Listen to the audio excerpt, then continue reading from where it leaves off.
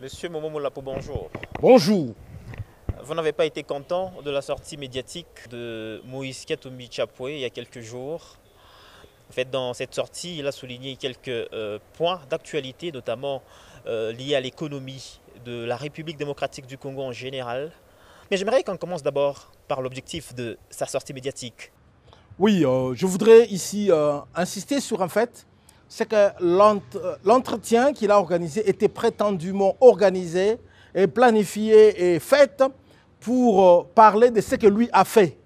Une année après l'exil, après avoir fait croire aux Congolais que lui était le Messie, il avait des solutions, qu'il avait de réponses aux attentes des Congolais.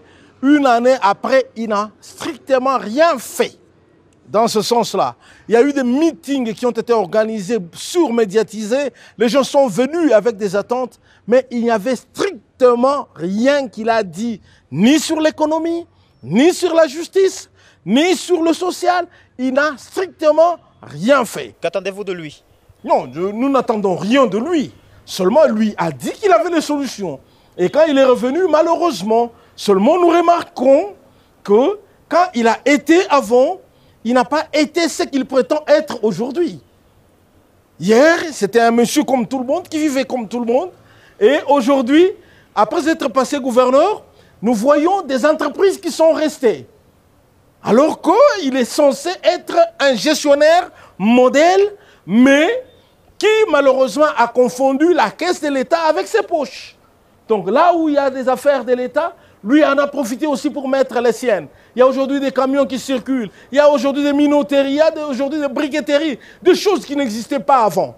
Et aujourd'hui, quelqu'un qui a volé, pillé, détourné, utilisé les fonds de l'État, se permet de venir donner de la morale aux gens, alors que lui ne connaît strictement rien, même dans sa substance, tout ce qu'il a dit est entièrement faux. C'est-à-dire lorsqu'il dit que la République a replongé dans le chaos économique parce que les gouvernants ont décidé de revendre les minerais bruts, il est complètement à côté de la plaque.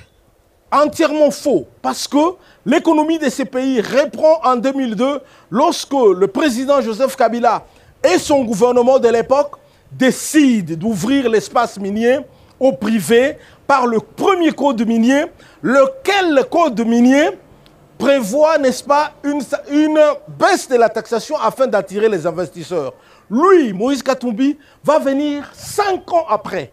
5 ans après, il trouve les entreprises qui ont commencé à produire, il se greffe sur la production de minéraux qui sont déjà travaillés avec les outils, les anciens outils de la Gécamine.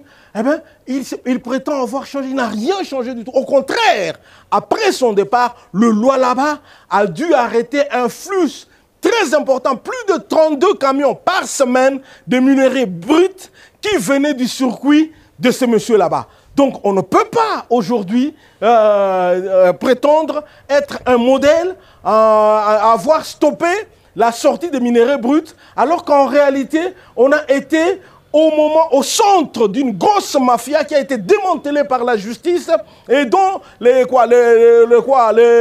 gestionnaires, ceux qui étaient cités, ont dû disparaître dans le fameux exil, qui n'était rien d'autre qu'une manière d'échapper à la justice qui les traquait. Aujourd'hui, vous êtes Lualabé. Dans ses propos, il a souligné quelque chose de très important, ce que j'aimerais peut-être qu'on souligne ici. La construction de la route nationale numéro 39, Kolwezi-Lubumbashi, c'était lui, pendant qu'il était gouverneur, qui a construit cette route et même le pont. C'est encore ce que je vous ai dit, que c'est un mensonge du début à la fin. De par la route Kasumbalesa, elle est faite du temps du gouverneur Augustin Katumba Mwanke, lequel commence la route et c'est son successeur, le gouverneur Ngoï Mukena, qui va la terminer. La route Likasi, elle est faite par le gouverneur Ngoï Kisula, qui supervise un plan de la Banque mondiale qui sera terminé du temps du gouverneur Moïse Katumbi Chapwe. La route de Kolwezi, qui est planifiée par le gouverneur Ngoï Kisula et le gouvernement de Kinshasa, laquelle va être commencée du temps du gouverneur Moïse Katumbi Chapwe et terminée du temps du gouverneur, l'actuel gouverneur du Lualaba, qui est Richard Miège Manguez Mons. Comment quelqu'un peut s'attribuer une route dont les études ont commencé avant et dont la finition s'est faite après. On a vu Richard Muyej recevoir les travaux de la finition de la route au niveau de Fungurume par les entreprises de Craigset. Comment quelqu'un peut avoir le toupet de se déclarer avoir fait des choses qui le dépassent parce que c'est de la compétence du gouvernement national qui a pris langue avec les entreprises minières qui ont préfinancé avec leur péage. Ce n'est pas son péage à lui. C'est le préfinancement des entreprises minières, laquelle, et je rappelle ici, à l'intention de ceux qui nous suivent, que l'exploitation industrielle des mines congolaises relève du pouvoir central. Donc Moïse n'avait aucun pouvoir sur ces entreprises qui ont consenti un prêt au gouvernement national et lequel prêt a été récupéré à travers les péages. Et aujourd'hui, on est en liquidation de compte, c'est-à-dire que ces entreprises ont recommencé à payer normalement parce que justement leur argent investi est fini. Que dites-vous de cette affirmation de Moïse Katumbi qui estime qu'il a construit 1000 km de routes asphaltées et 4000 km de routes battues? Ça se trouve où? Parce que la plus grande route construite par M. Moïse Katumbi, c'est 180 km de Likasi-Kolosi, lesquels il ne les a pas finis. Je vous ai dit que l'on a commencé la construction de cette route du temps de Moïse Katumbi, mais que l'on a terminé sous Richard Muyej. Comment est-ce que lui peut s'attribuer des choses comme ça? Ces 120 routes se trouvent où? Parce que même la route dite de Kasomeno, elle n'est jamais arrivée à Kasomeno. Elle n'est jamais arrivée à Kasomeno. Alors où sont les 1000 km de route? Il les a faites où? À quel endroit? Kolosi, qui est le poumon économique de la RDC, n'a reçu que 25 km de route en 8 ans de gestion. Aujourd'hui, en 4 ans de gestion, plus ou moins, Kolosi est à 80 km de route parce que nous sommes en train de travailler justement avec le gouvernement de Kinshasa à construire la route de Dilolo. Et nous ne nous en attribuons pas le mérite.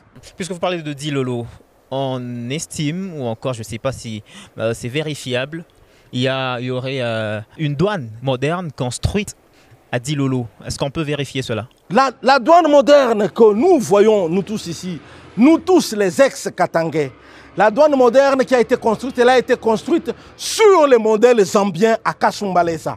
Nous avons construit une plus grande que celle des Zambiens, mais nous avons copié sur le modèle zambien. Ce qui s'est passé à Dilolo, c'est une mansarde, c'est une bicoque que même les travailleurs, les agents de douane ne savent pas utiliser. Ils préfèrent utiliser leurs anciennes constructions coloniales. Il nous faut construire une route à Dilolo. Dire aux gens que nous avons une route à Dilolo, c'est dire, nous avons une douane à Dilolo, c'est dire que le Dilolo n'attend rien. Non, Dilolo attend la construction d'un vrai bureau de douane. Pas ce qui a été construit qui ressemble plutôt à un garage. Aujourd'hui, que dites-vous? Parce que Moïse Katumbi estime que les résultats attendus du découpage n'est vraiment pas à celui que la population attendait. Non, mais la population plutôt se réjouit d'avoir des gouvernants. À Kamina, on est heureux plutôt de réclamer au gouverneur sur place de faire des choses. À Kolosi, on réclame plutôt au gouverneur de faire des choses. La route d'Ilolo, c'est une production, une invention, imagination, travail, programmation et exécution de la province exclusivement du Lualaba.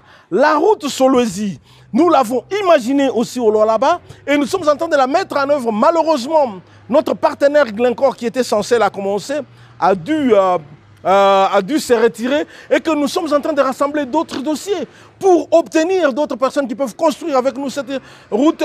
Les travaux avec l'agence congolaise des grands travaux étant déjà terminés. Donc on ne peut pas dire que rien n'a été fait. Beaucoup a été fait.